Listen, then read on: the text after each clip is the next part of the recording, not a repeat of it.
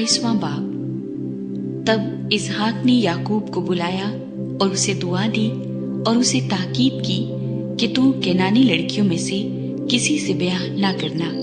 तू उठकर फदान आराम को अपने नाना बीतुएल के घर जा और वहां से अपने मामू लाबन की बेटियों में से एक को ब्याह ला, और कादर मुतलिक खुदा तुझे बरकत बख्शे और तुझे बरोमंद करे और बढ़ाए कि तुझसे कौमों के जत्थे पैदा हों। एसाव एक और बीवी ब्याह लेता है, और वो अब्राहम की बरकत तुझे और तेरे साथ तेरी नस्ल को दे कि तेरी मुसाफरत की ये सरजमीन जो खुदा ने अब्राहम को दी तेरी मीरास हो जाए।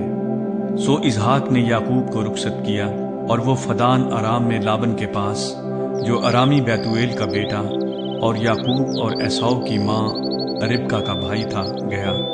बस जब एसाव ने देखा कि इसहाक ने याकूब को दुआ देकर उसे फदान आराम को भेजा है ताकि वो वहां से बीवी ब्याह कर लाए, और उसे दुआ देते वक्त ये ताकीद भी की है कि तू कनानी लड़कियों में से किसी से ब्याह न करना। और याकूब अपने माँ बाप की बात मानकर फदान आराम को चला गया।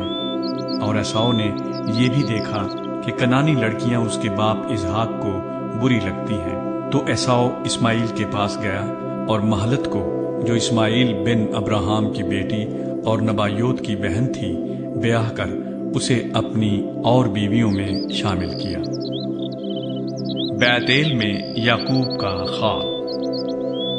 और याकूब बीरसबा से निकलकर हारान की तरफ चला और एक जगह पहुंचकर सारी रात वहीं रहा, क्योंकि सूरज डूब गया था। और उसने उस जगह के पत्थरों में से एक उठाकर अपने सरहाने धर लिया और उसी जगह सोने को लेट गया।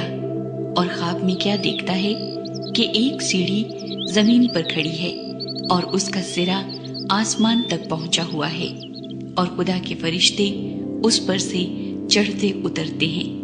और खुदावंद उसके ऊपर खड़ा कह रहा है कि मैं खुदावंद तेरे बाप अब्राहम का खुदा और इसहाक का खुदा हूँ।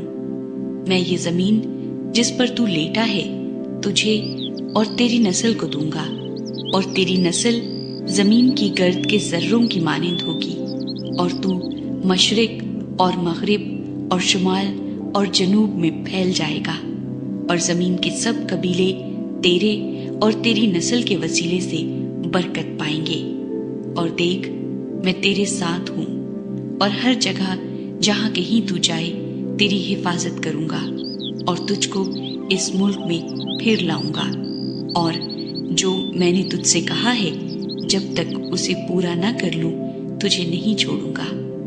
तब याकूब जाग उठा और कहने लगा कि यकीनन खुदावंद इस जगह है और मुझे मालूम न था। और उसने डर कर कहा, ये कैसी भयानक जगह है।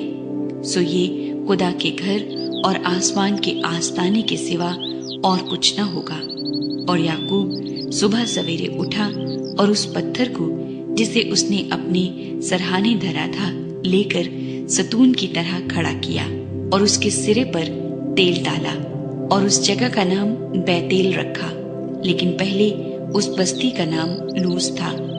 और याकूब ने मन्नत मानी और कहा कि अगर खुदा मेरे साथ रहे और जो सफर मैं कर रहा हूँ इसमें मेरी हिफाजत करे और मुझे खाने को रोटी और पहनने को कपड़ा देता रहे और मैं अपने बाप के घर सलामत लौट आऊं, तो खुदावंद मेरा खुदा होगा और ये पत्थर जो मैंने सतून सा खड़ा किया है खुदा का घर होगा।